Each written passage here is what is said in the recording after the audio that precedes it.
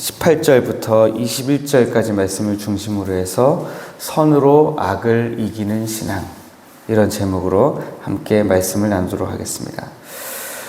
우리는 살면서 크고 작은 갈등을 경험합니다. 누군가에게 상처받기도 하고요, 누군가에게 분노하기도 합니다. 너무 자연스러운 감정이죠. 이런 순간마다 우리의 본능은 어떻게 하라고 우리에게 속삭입니까?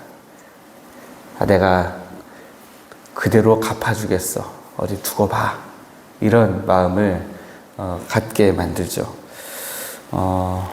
나를 우습게 보는군, 내가 누군 줄 알고, 이런 말을 참 많이 하게 됩니다.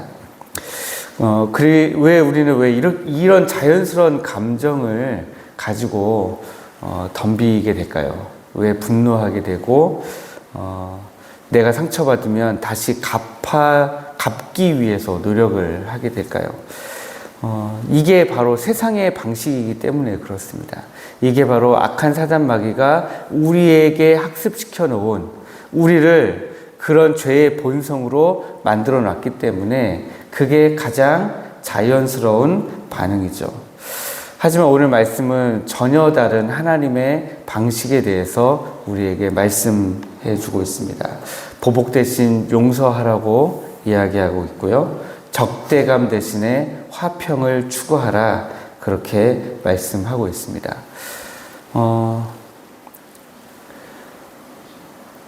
제 아내가 만약에 저에게 제가 화가 난 순간에 당신 나 사랑해? 그럼 제가 그때 어떻게 해야 되죠? 1초도 주저함 없이 바로 학습된 말이 나와야 되죠. 나 당신 사랑하지, 이렇게 나와야 되는 겁니다. 근데 그게 아니라 자연스러운 감정을 따라서 나 지금 일단 화났으니까 하고 막 화를 내면, 그러면 이제 그 다음 관계가 어그러지잖아요. 지금 하나님과의 관계에 있어서 그런 우리가 어떤 감정을 학습해 가야 되는가, 어떤 감정을 훈련해 가야 되는가를 지금 이야기하고 있는 겁니다. 18절 말씀을 보시면, 할 수 있거든 너희로서는 모든 사람과 더불어 화평하라, 그렇게 화목하라, 그렇게 말씀하고 있습니다. 할 수 있거든 이라는 표현을 보시면 바울도 알고 있었습니다. 할 수 있거든 이라는 말에 너희가 다 할 수는 없겠지만, 그러나 그럼에도 불구하고 할 수 있는 대로, 그렇게 가능한 대로 노력을 하라는 것입니다. 우리 스스로 우리만 화목하려고 노력하면 되는 게 아니잖아요. 서로 간에 화목해야 되는데 그 서로 간에 화목하는 것이 참 어렵습니다. 그럼에도 불구하고 할 수만 있거든 너희가 할 수 있는 대로 있는 힘을 다해서 라는 표현인 것이죠. 너희로서는 이라는 말을 보시면 우리의 책임과 주도성에 대해서 이야기하고 있는 것 같습니다. 상대방이 어떻게 반응하든지, 상대방이 무엇을 하든지, 우리는 내가 하나님의 사랑을 받은 사람이기 때문에, 하나님이 나에게 그렇게 말씀하셨기 때문에 나는 그렇게 해야 된다라고 하는 것이죠. 너희로서는 모든 사람과 더불어 화목하라 말씀하는 것입니다. 이 화목해야 될 대상은 누굽니까? 좁게 보면 우리 가족, 우리 교회 성도, 그리고 나아가서 우리의 이웃들, 우리가 이웃에서 만나는 사람들, 또 더 나아가서는 우리에게 적대적인 감정을 품고 있는 사람들까지도 다 포함해서 말하는 것이죠. 화목하는 관계에 있어서 한계가 있습니까? 화목하는 관계에 있어서는 한계가 없는 거죠. 내가 이 사람까지만 화목해야 되겠다, 내가 여기까지는 봐줘야 되겠다, 그게 아니라 하나님은 한계 없이 할 수 있거든 모든 사람과 더불어 화목하라, 그렇게 말씀하고 있습니다. 근데 19절 말씀을 보시면 너희가 친히 원수를 갚지 말고 하나님의 진노하심에 맡기라, 이렇게 기록되어 있습니다. 저는 이 말씀이 언제부턴가 저에게 있어서 굉장히 중요한 말씀이었습니다. 그래서 제가 강조했던 것이 우리 하나님은 신원하시는 하나님이시다라는 것이었습니다. 제가 굳이 다 갚지 않더라도 하나님께서 심판하실 것이다. 누구나 다 하나님의 심판대 앞에 서야 되기 때문에 결국 그 심판대 앞에서 하나님이 다 가려주실 것이다. 그렇게 생각한 것이죠. 우리가 부부싸움을 하거나 혹은 예전에 친구들이랑 싸우거나 그러시면 누구에게 한번 물어보자고 얘기를 많이 하셨습니까? 길 가는 사람 붙잡고 한번 물어보자고 얘기 많이 하셨죠. 네. 최근에 제가 이걸 지금 어디서 들었는데, 우리 최민호 목사님이 말씀하신 거죠. 네. 길 가는 사람 붙잡고 이야기. 되게 공감이 많이 됐습니다. 저도 많이 했던 얘기라서. 그런데, 길 가는 사람이 아니라 우리 하나님을 붙들고 이야기한다면 그 시시비비는 그 누구보다도 아주 정확하고 공정한 심판이 될 것입니다. 그래서 심판을 당장 내가 하는 것이 아니라 조금 미뤄두는 것이죠. 하나님이 하시도록 내가 심판자가 되는 것이 아니라 이 심판을 조금 미뤄두는 것입니다. 그러면 하나님이 친히 심판하시고 원수를 갚으셔야 될 일이 있으시면 하나님이 갚으시겠다라고 하는 것입니다. 심판하시는 분도 하나님이시고 징계하시는 분도 우리 하나님이시다라는 사실을 우리가 기억해야 될 것입니다. 20절 말씀에 보면 하나님이 심판하실 거고 하나님이 원수를 갚으실 거고 하나님이 신원하실 거고 하나님이 징계하실 것이기 때문에 우리에게는 하나님께 그 모든 걸 맡겨놓고 조금 더 적극적으로 나가라고 말씀하고 있습니다. 어떻게 적극적으로 해야 됩니까? 원수가 줄이거든 먹이고 목마르거든 마시게 하라. 이거 참 되게 어려운 이야기입니다. 굉장히 힘들고 저도 이 말씀이 있지만 저는 솔직하게 말씀드리면 제 자신을 제가 돌아보건대 저는 아직 19절에 머물러 있는 것 같아요. 어떤 분들은 저보다 더 성숙하셔서 20절 말씀까지 이미 나가신 분들도 있을 겁니다. 그런데 저는 18절부터 시작되는 이 말씀에서 모든 사람과 더불어 화목하려고 할 수 있거든 노력은 하고 있습니다. 그리고 하나님께 모든 심판이 달려있구나 까지도 인식하고 좀 심판을 미루려고 노력하는 편이에요. 그런데 원수가 줄이거든 먹이고 목마르거든 마시게 하는 일이 제게 아직은 가능한지 사실 잘 모르겠습니다. 왜냐하면 최근에 작년 9월이죠. 작년 9월에 제가 이제 박사과정 들어가면서 거기서 어떤 목사님하고 방을 같이 쓰게 됐어요.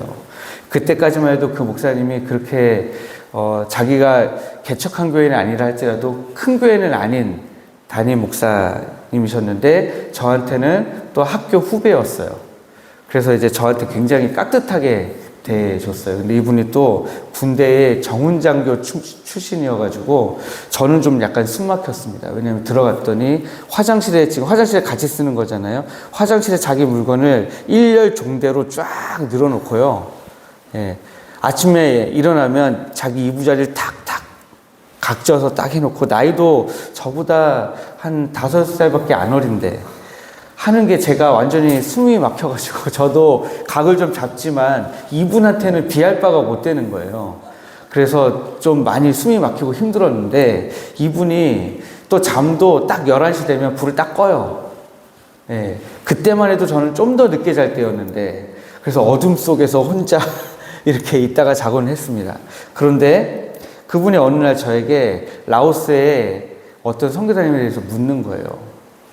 근데 제가 좀 힘들어하는 선교사님에 대해서 물어봤어요. 어떤 면에서 제가 힘들어하지만 굉장히 나중에 하나님 앞에 가서 하나님이 좀 심판해 주셨으면 좋겠다 이렇게 생각할 정도로 그분이 저한테 뭐 큰 잘못한 건 없지만 제가 그냥 그런 생각을 한 거죠. 그런데 이제 그분에 대해서 묻는 거예요. 근데 제가 그럴 때 보통 이제 한 중간 정도의 대답을 합니다. 그래서 그분이 저랑은 많이 다를 수 있지만 이런 부분은 좀 저랑 많이 다른 것 같습니다. 이런 식으로. 그렇다고 해서 막 악담을 퍼붓진 않았습니다. 그런데 그 선교사님은 저희 합동측 교회에서는 굉장히 오래되고 큰 교회의 기독교 역사에 나오는 교회 중에 하나의 파송 선교사였어요. 그랬는데, 이번 4월 달에 제가 논문 이제 도움받는 수업이 있어가지고 갔다 왔는데, 그 목사님을 다시 만났겠죠. 근데 그 목사님이 이제 보니까 그 선교사님을 파송한 교회의 담임 목사가 됐더라고요. 그러니까 자기는 담임 목사가 될 걸 알고 저한테 물어본 건데, 이제 전혀 숨기고 저한테 물어본 거죠. 그래서 지금 그 선교사님 어떻게 됐을까요? 되게 어렵겠죠. 근데 제가 막 나쁜 얘기를 한 건 아닌데 그 목사님은 이미 그 얘기를 가지고 판단을 자기가 한 거죠. 그리고 가서 실제로 만나봤대요. 만나봤더니 저한테 얘기하는 거예요. 조 목사님이 얘기하는 게 뭔지 알겠습니다. 그렇게 얘기하더라고요. 그러니까 저는 부지불식간에 신원하시는 하나님을 한번 경험한 거죠. 네. 이거는 그냥 제가 제 이야기를 드린 겁니다. 그런데 제가 여기서 말씀드리고 싶은 것은 제가 19절까지는 한 거죠, 지금. 그쵸?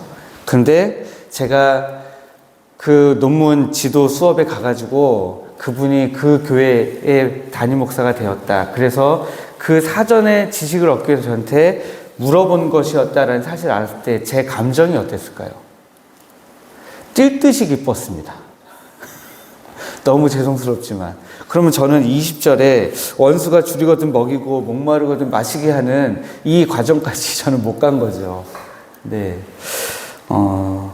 그래서 제가 어저께 이 말씀을 준비하면서 제가 아직 20절까지 못 갔구나 하는 생각에 하나님 앞에 잠시 회개를 좀 했습니다. 21절에 악에게 지지 말고 선으로 악을 이기라 했는데 하나님, 저의 행동은 그랬을까요? 하나님이 기뻐하시는 행동이었을까요? 하고 참 많이 돌아보게 되었습니다. 앞으로 누가 또 물어보면 이제는 좀 조심해야 되겠다. 그런 생각을 좀 더 많이 하게 됩니다. 승리의 전략을 마지막에 21절에서 말씀하고 있습니다. 우리가 우리의 삶 속에서 악에게 이길 수 있는 승리의 전략 하나는 반드시 선으로 이기는 것입니다. 네. 내 선의가, 내 호의가, 내가 하나님이 하라고 하신 이 말씀에 순종해서 한 그 믿음의 행동이 거절당했을 때, 거부당했을 때, 혹은 그것이 다시 악한 것으로 돌아왔을 때에 지지 말으셔야 됩니다. 이것은 그냥 바울 사도가 권면하는 내용이 아니라 그렇게 반드시 하라고 하신 것이기 때문에 그렇습니다. 예수님은 십자가에서 이 원리를 완벽하게 보여주셨습니다. 자신을 죽이는, 십자가에 못 박고 조롱하고 죽이는 이들을 향해서 우리 주님 뭐라고 말씀하셨습니까? 아버지여, 저들을 용서하여 주옵소서. 자기들의 죄를 알지 못하나이다 하지 않으셨습니까? 그 예수 그리스도의 선이 결국에는 십자가의 죽음과 그리고 부활의 승리로 이어지게 된 것입니다. 어떤 갈등을 겪고 계십니까? 어떤 어려움이 있으십니까? 어떤 싸움을 혼자 하고 계십니까?